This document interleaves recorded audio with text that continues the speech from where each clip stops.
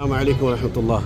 أخوي هذا الفيديو أنا قاعد أسويها من باكستان على الشباب اللي قاعدين في الخليج.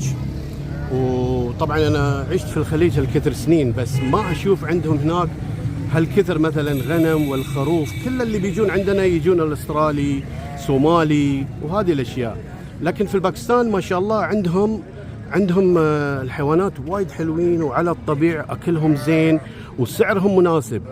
يعني انت تقدر تشتري مثلا من باكستان.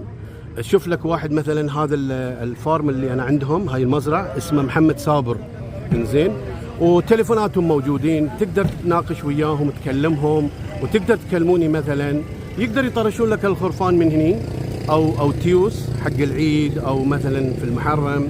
فبس حبيت اقول للجماعه ان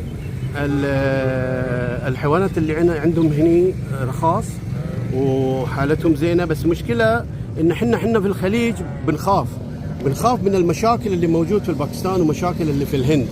فانا زرتهم هنا الله يسلمك، بس قبل ما ازورهم حوالي 4-5 سنين انا اشتغلت على الموضوع، وشفت الجماعه ايش بيسوون، شلون يسوون التجاره وما تجاره. عقب اليوم امس جيت انا عندهم، ما شاء الله يعني سكنوني عندهم، والاكل والشرب وكل شيء. عقب ودوني السوق، طبعا بياخذون حقهم اللي هو المناسب، يعني على كل حيوان بياخذون منك 300-400 روبيه.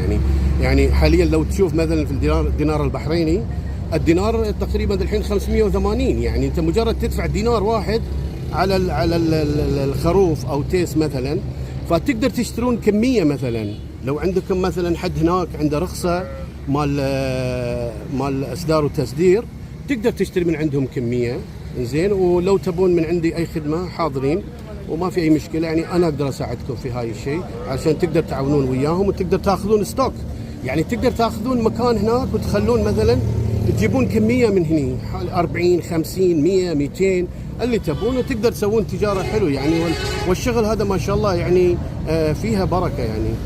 فجزاكم الله خير، وان شاء الله نتواصل ان شاء الله. شكرا.